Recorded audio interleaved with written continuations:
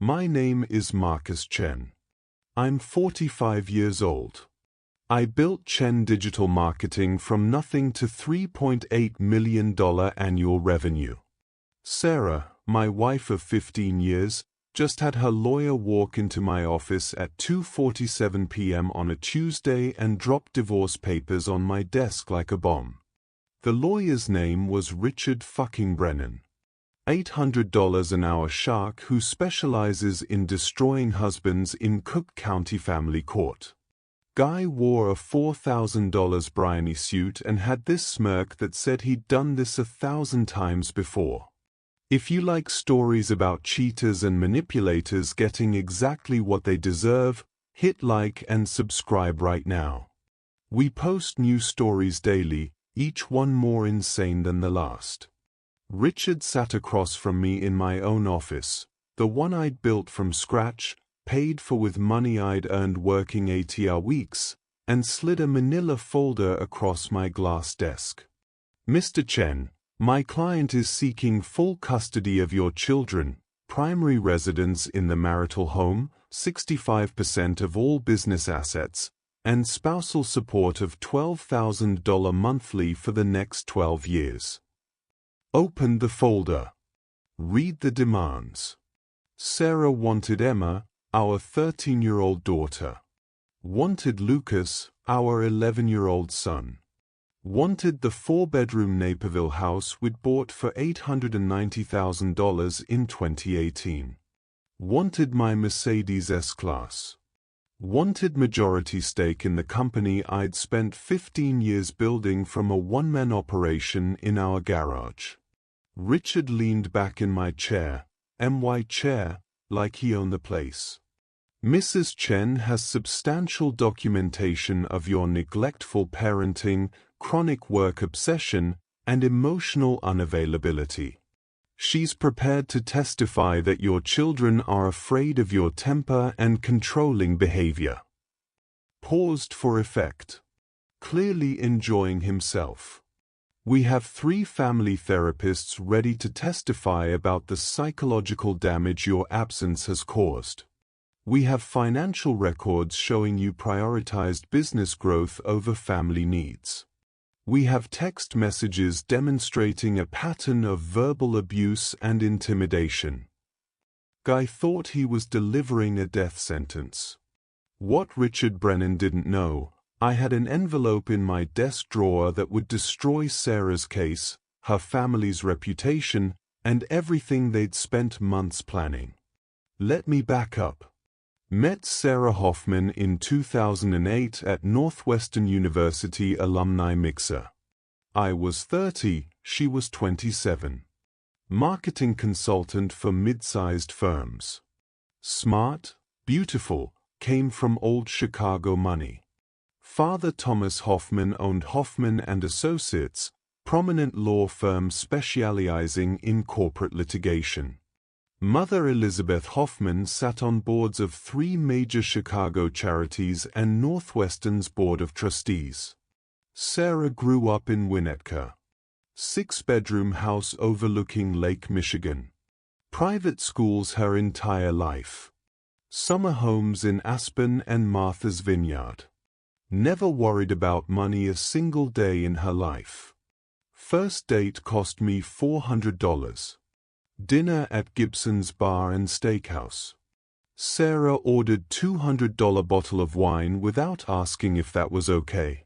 Should have noticed the entitlement then. Proposed after 18 months. 3-carat ring from Tiffany that cost me $22,000, 6 months savings from my struggling one-man consulting business. Wedding at Chicago Botanic Garden cost $95,000. Sarah's parents paid half. I went into debt for the rest. First few years were good. Business growing steadily. Sarah making decent money at her marketing firm. Bought a 3-bedroom Oak Park house for $425,000 in 2010. Emma born March 3, 2011. 7 pounds, 2 ounces. Perfect. Lucas born November 8, 2013. 8 pounds, 6 ounces. Also perfect. Kids changed everything for me. Started working harder, landing bigger clients, building Chen Digital into real agency. Every contract was for their future. Every late night was so Emma and Lucas could have opportunities one never had growing up. Sarah seemed supportive at first. Brought coffee to home office during late work sessions. Posted Facebook photos about my amazing husband building his empire. Told friends how proud she was of my dedication. 2017, things shifted. Sarah started spending more time with her parents. Weekly dinners that turned into overnight stays. Shopping trips with her mother that lasted entire weekends. When I asked why she was gone so much, "You're always working anyway. The kids and I need family time." Started noticing Sarah on phone constantly. Texting during dinner. Taking calls in other rooms. Conversations that stopped when I walked in. December 2017, Sarah introduced me to Nathan Cross. Her parents' new associate attorney at Hoffman & Associates. Guy was 38, divorced, no kids. Drove a Tesla Model S, lived in a Gold Coast high-rise that cost $6,000 monthly rent. Nathan had this easy confidence. Could walk into any room and own it within 5 minutes. Sarah said he was brilliant, youngest partner in the firm's history, specialized in complex corporate litigation, going to be huge someday. I liked Nathan immediately. Huge mistake. He'd come for dinner every few weeks. Brought expensive wine, $150 plus bottles. Had gifts for Emma and Lucas, latest tech gadgets, designer clothes, concert tickets. Kids thought he was the coolest adult they'd ever met. Nathan and I would sit in my living room after dinner, drinking whiskey and talking business strategy. He asked smart questions about digital marketing, seemed genuinely interested in my work, gave advice about scaling operations. What I didn't realize, every conversation was reconnaissance. Every question was gathering intelligence about my business structure, my finances, my weaknesses. 2019, Sarah's behavior completely changed. Everything I did irritated her. How I parented Emma and Lucas. Hours I spent working. Way I talked to her parents. We'd fight about nothing. I'd load the dishwasher wrong. I'd forget to pick up dry cleaning. I'd miss some social event she'd never actually told me about. Children need their father present, she'd say during arguments. Money isn't everything, Marcus. Family should matter more than clients. The hypocrisy made me furious. I worked 70-hour weeks specifically for my family. Every client, every contract, every late night was so Sarah could maintain the Winnetka lifestyle she'd grown up with. So Emma and Lucas could attend $35,000 per year private school. So we could take European vacations and live in nice house and drive nice cars. But Sarah never suggested cutting expenses. Still wanted $3,000 shopping trips to Nordstrom. Still wanted first-class flights everywhere. Still wanted dinners where entries cost $75. Meanwhile, Nathan became permanent fixture in our lives. Showed up at Emma's volleyball games. Attended Lucas's school concerts. Helped with homework when he was over for dinner. Read bedtime stories in funny voices that made kids laugh. I told Nathan things I shouldn't have. Details about biggest clients, which companies needed help with social media crises, which executives were worried about reputation management. Our financial situation, retirement accounts, business valuations, investment portfolios. Thought I was talking to a friend. Actually giving ammunition to an enemy planning to destroy me. Breaking point, January 2020. Just back from 5-day Los Angeles trip. Major tech client needed emergency crisis management after CEO's Twitter scandal. Made $85,000 in 5 days. Exhausted but excited to see family. Walked into house. Sarah barely looked up from laptop. "Oh, you're back." Emma and Lucas were in their rooms. When I knocked on Emma's door, she seemed uncomfortable. "Hey, Dad. Yeah, the trip was good, I guess." Later that night, tucking Lucas into bed, he said something that hit like a punch to the chest.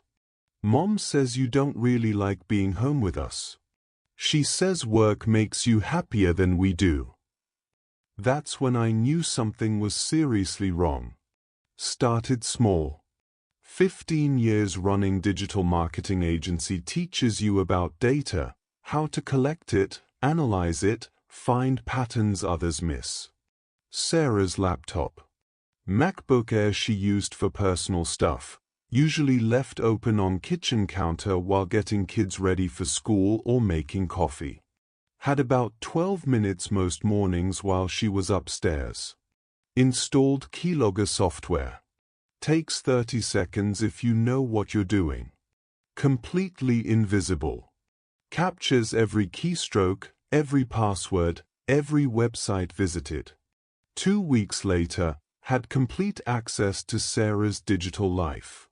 What I found made me physically sick. Email chain between Sarah and Nathan going back to June 2018. Started as friendly work messages, quickly became personal. By September 2018, they were meeting for lunch that lasted 3 hours. By December 2018, Sarah was sending him photos, lingerie photos, bedroom photos, photos taken in our house while I was traveling for work. But affair was just surface layer. Underneath, detailed plan to systematically destroy my life and take everything I'd built. Email dated March 15, 2019, from Nathan to Sarah. "Your father and I discussed strategy yesterday. Here's the plan. Document everything that positions Marcus as neglectful father and controlling husband. Save every text where he prioritizes work over kids. Record arguments where he loses temper. Build comprehensive case that is psychologically damaging to children and unreliable as parent. Financial angle. Thomas is helping me understand Marcus's business structure. Chen Digital is structured as LLC, which means we can argue its marital assets subject to division. With right positioning, we can claim you deserve majority stakes since his work obsession harmed your career development and you sacrificed professional growth for family. Timeline. We file in approximately 12 months. Gives us time to build ironclad case. Thomas has connections throughout Cook County family court system, 3 judges who owe him favors from past cases. We'll make sure filing goes through friendly judge. Elizabeth's charity connections are useful too. We position you as devoted mother who sacrificed everything while husband chased money. Gets public sympathy, puts pressure on Marcus to settle favorably rather than fight publicly. End result, you get primary custody, the house, majority of business assets. Marcus gets supervised visitation and support obligation. Clean, complete, devastating. Read that email 7 times. Each time, felt sicker. But there was more. So much more. Sarah had been documenting everything for months. Photos of my home office at 11 p.m. with caption, "Another night alone while Daddy works." Voice recordings of arguments where I'd raised my voice, carefully edited to remove context that would explain my frustration. Text messages to friends describing me as emotionally distant and obsessed with business to the exclusion of family. Most damaging, she'd taken Emma and Lucas to family therapist named Dr. Patricia Morrison. Told the therapist I was controlling and potentially dangerous. Coached the kids about what to say, not directly, but through careful suggestions about how daddy makes you feel and whether you feel safe when daddy's angry. Dr. Morrison's notes, which Sarah had copied and saved. Children exhibit signs of anxiety when discussing father. Emma reports feeling scared when father raises voice during arguments. Lucas describes father as always working and not really interested in us. Mother appears devoted and concerned. Recommend continued therapy to address trauma from father's emotional neglect and possible verbal abuse. Every word was carefully crafted lie. Every fact was manipulation. Sarah and Nathan had spent 18 months building a case that would give them everything. My kids, my house, my business, my reputation. But they'd made one critical mistake. They'd underestimated who they were dealing with. Started systematic investigation using every skill I developed building Chen Digital. Digital marketing requires understanding people, what motivates them, what they hide, what they are afraid of. Began with Nathan's background. Guy was too smooth, too confident, too perfect. People like that always have secrets. Took 3 weeks of deep research, but I found the crack. Nathan Cross wasn't his real name. Birth certificate showed Nathan Lee Crossman, born October 15, 1979 in Gary, Indiana.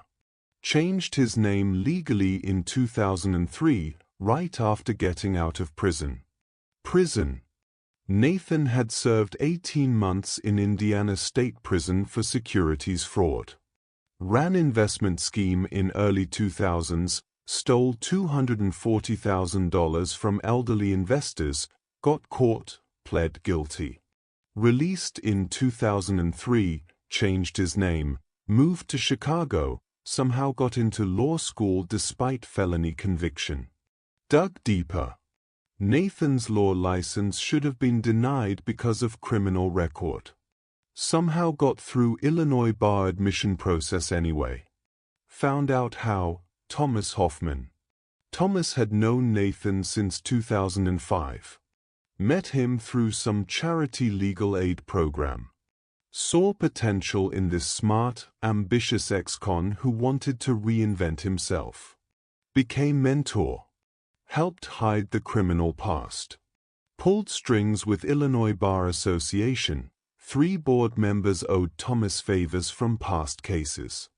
Nathan Cross, brilliant rising star attorney at prestigious Chicago law firm, was built on lies Thomas Hoffman had helped construct. That's when I knew I had them. Kept digging. If Thomas helped Nathan hide criminal past, what else was he hiding? Answer came from unexpected source. Whistleblower lawsuit filed against Hoffman and Associates in 2016, settled quietly out of court for $1.2 million with strict non-disclosure agreement. Former associate attorney named Jennifer Wu claimed the firm engaged in systematic billing fraud. Fabricating hours, charging clients for work never performed, manipulating expense reports. Claimed Thomas Hoffman personally directed the fraud, trained junior attorneys how to inflate billables without getting caught. Wu had detailed documentation. Billing records, emails, recorded conversations. Case should have destroyed Hoffman and Associates. Instead, Thomas used his connections. State Bar Association president was college roommate, Illinois Attorney General was former law school classmate, to bury everything under settlement and NDA. But Wu had kept copies of everything.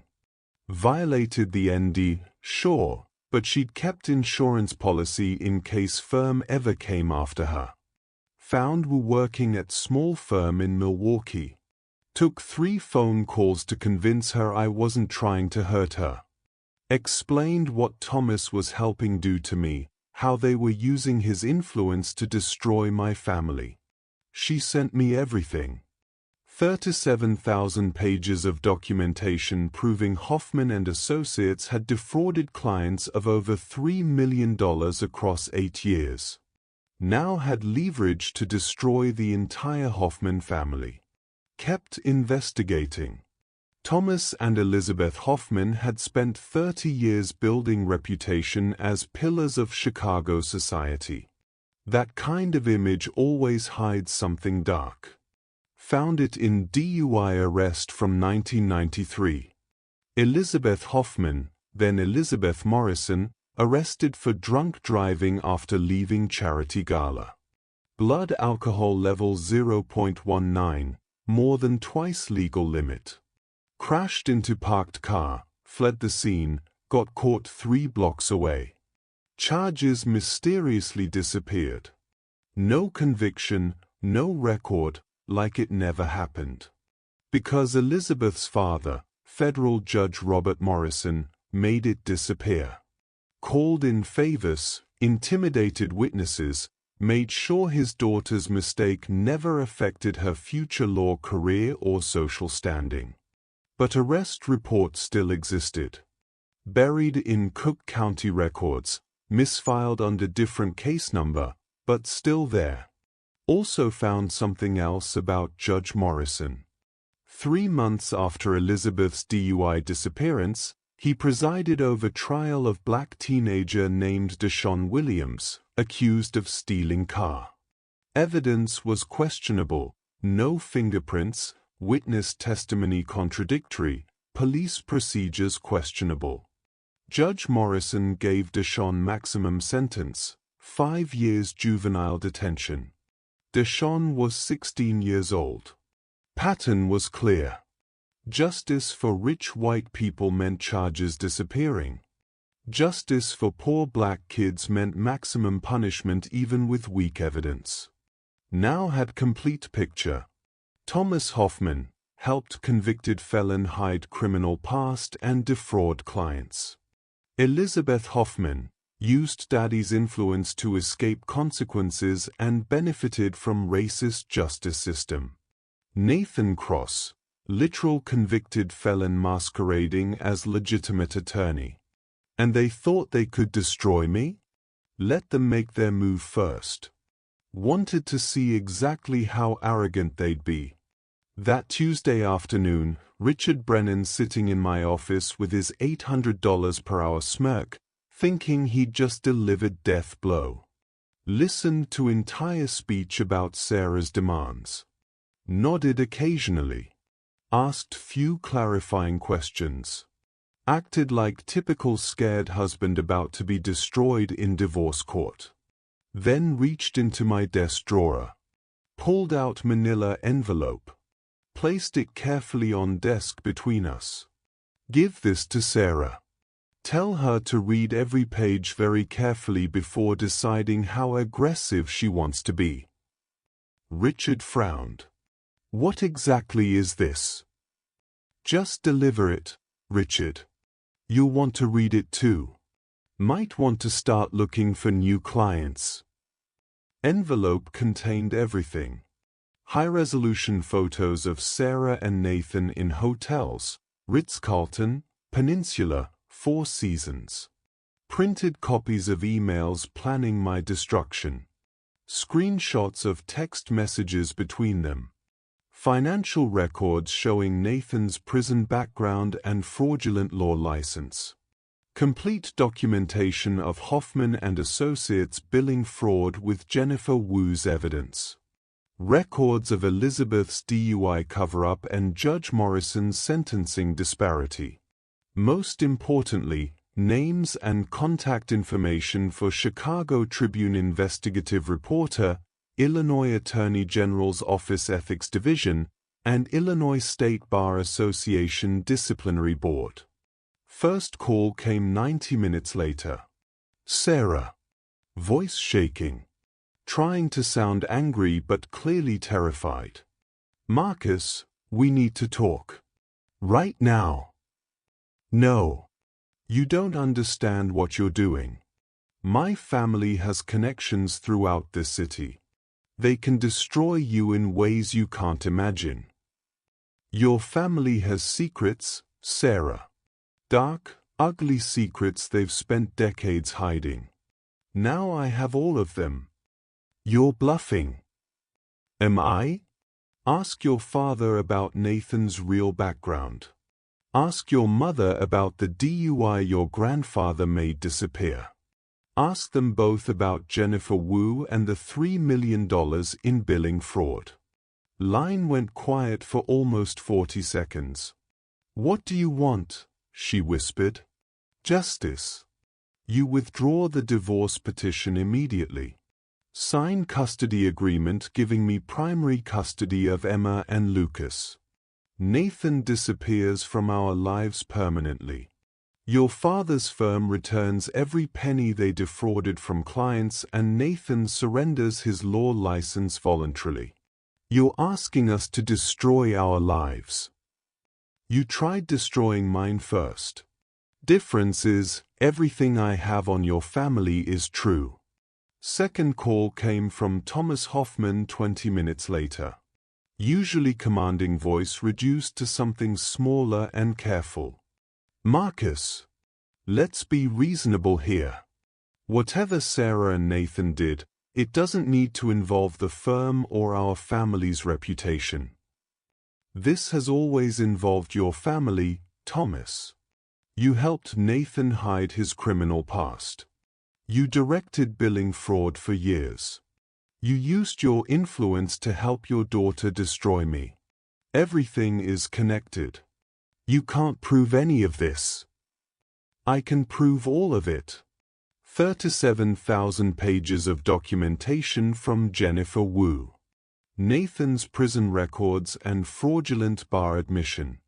Elizabeth's DUI cover-up. Every crime your family committed to maintain your reputation. What do you want? Nathan surrenders his law license and disappears. Sarah withdraws the divorce and signs custody agreement. Your firm returns $3 million to defrauded clients. You resign from the firm before I take this to the Illinois Attorney General. You're asking me to destroy everything I've built. You helped build it on fraud and corruption. I'm asking you to face consequences before I make this public. Third call was one I'd been waiting for. Nathan Cross himself. Furious.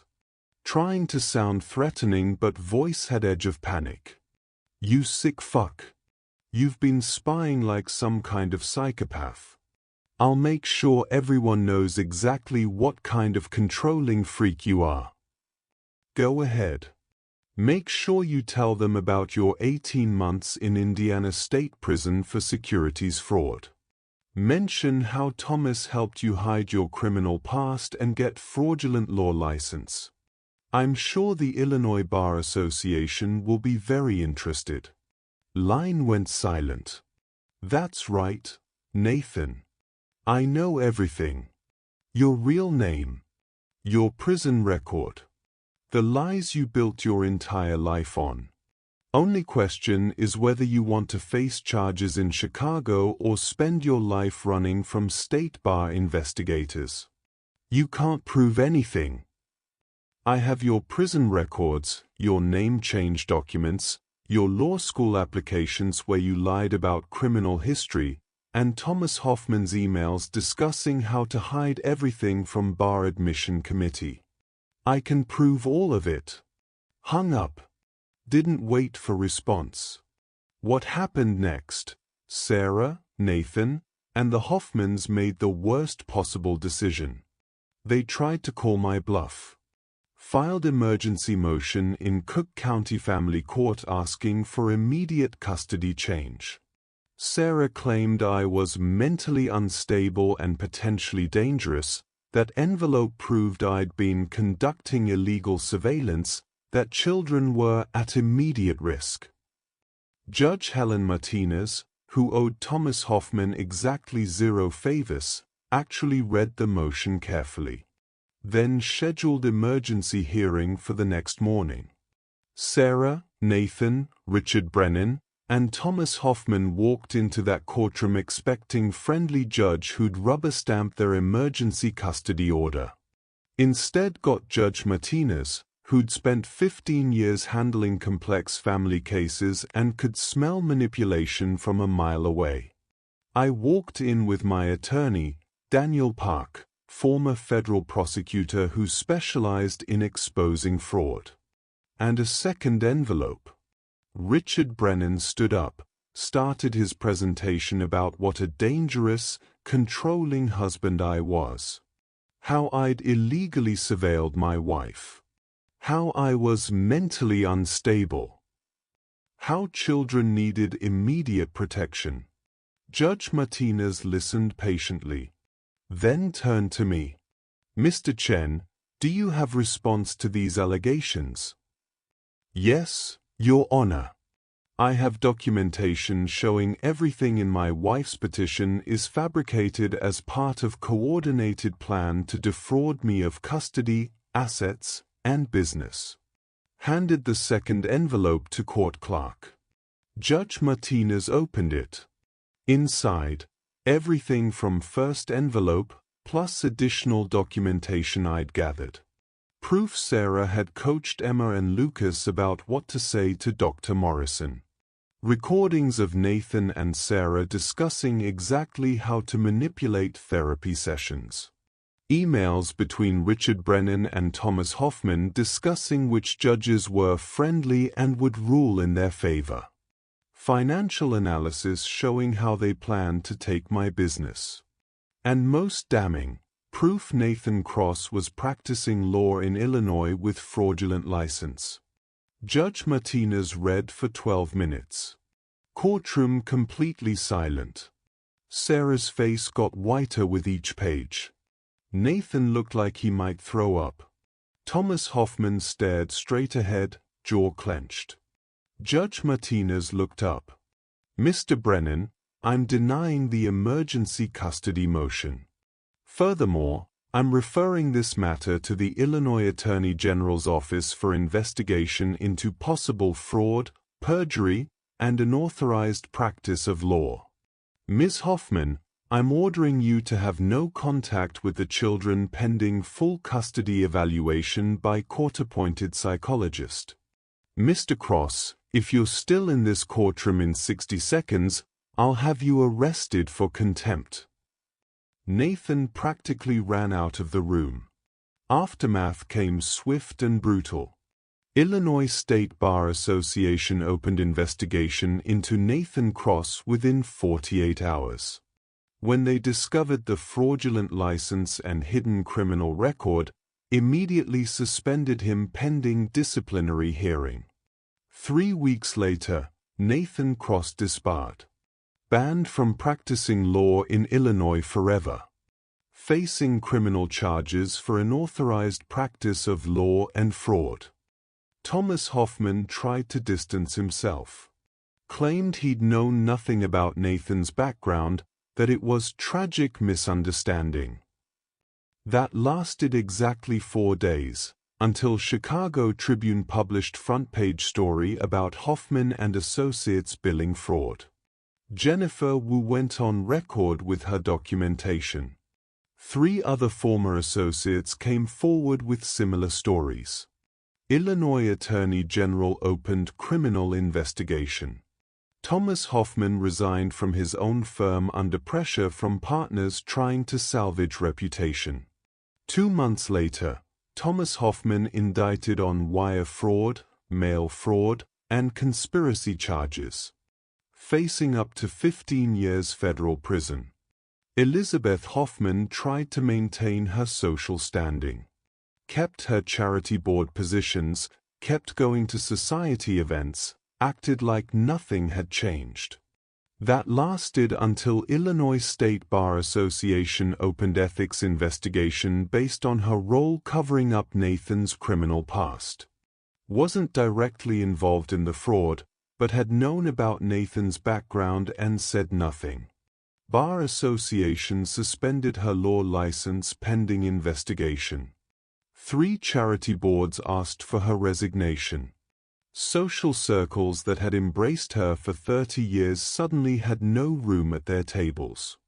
Sarah lost everything that mattered to her. Full custody evaluation took 6 weeks. Court-appointed psychologist Dr. David Chen, no relation, interviewed everyone. Emma, Lucas, me, Sarah, Emma and Lucas's teachers, our friends, Sarah's friends. Dr. Chen's report was devastating for Sarah. Documented how she'd manipulated the children's therapy sessions. Showed Emma and Lucas were not afraid of me but had been coached to act that way. Proved Sarah had systematically alienated me from my kids to build her legal case.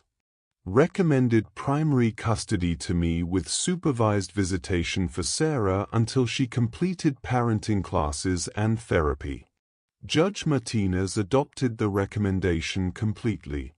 Emma and Lucas live with me full-time now. Sarah gets every other weekend. Supervised by court-appointed monitor, she has to pay $50 per hour.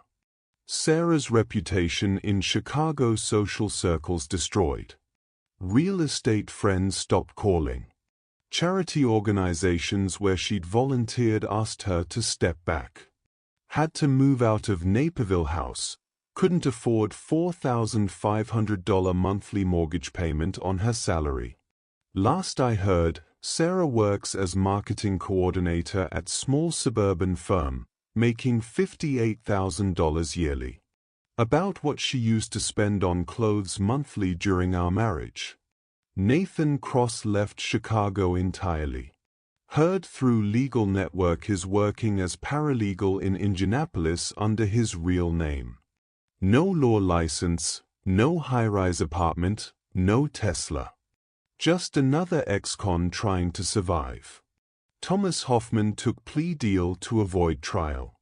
Pled guilty to reduce charges, sentenced to 4 years federal prison. Disbarred. Reputation destroyed. Legacy ruined. Elizabeth kept her law license after suspension lifted, but practice never recovered. Works from small suburban office doing basic estate planning and real estate closings. Nothing like the prestigious career she'd spent decades building. Me? Got my children back. Emma and Lucas live with me full-time in a new house. Different one, fresh start, no memories of Sarah's betrayal. We're rebuilding our relationship. Takes time, but we're getting there. First month was hard. Kids were confused, angry, felt caught in middle. Emma especially struggled.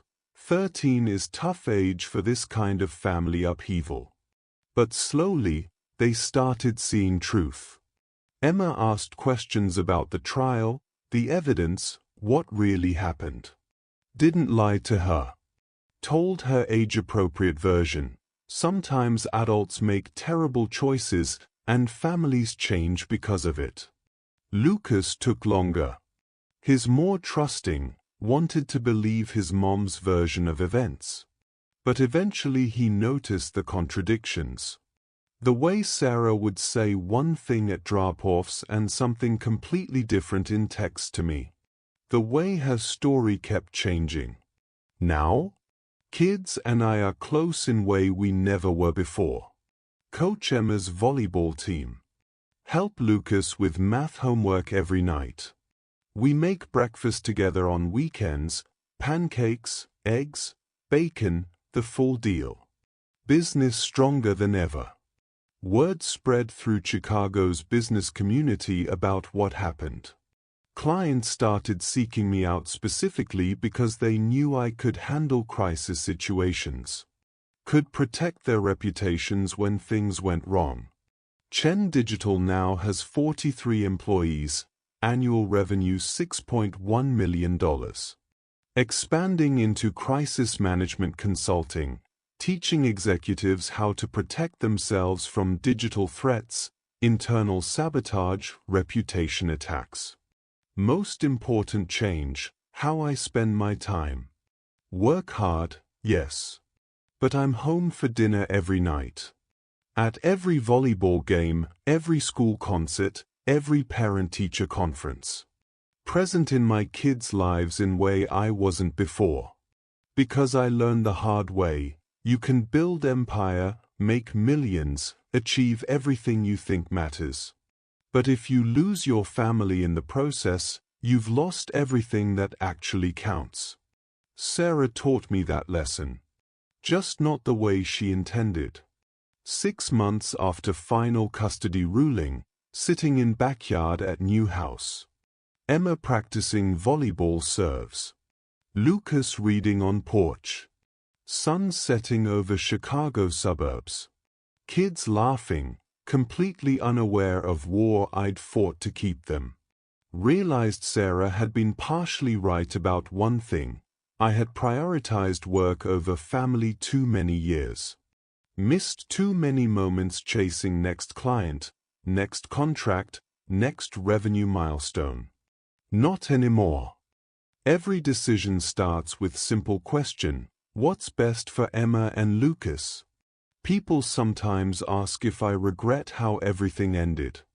If I wish I could have saved my marriage instead of destroying Sarah's entire family. Answer is simple. Can't save something built on lies from the beginning. Sarah and Nathan and the Hoffmans thought they could manipulate me because they saw workaholic too focused on business to notice betrayal. Thought my success made me soft, made me vulnerable, made me easy target. They were wrong about everything. Their mistake cost them everything they thought they wanted. My patience and preparation gave me back everything that actually mattered. Didn't win through revenge or anger.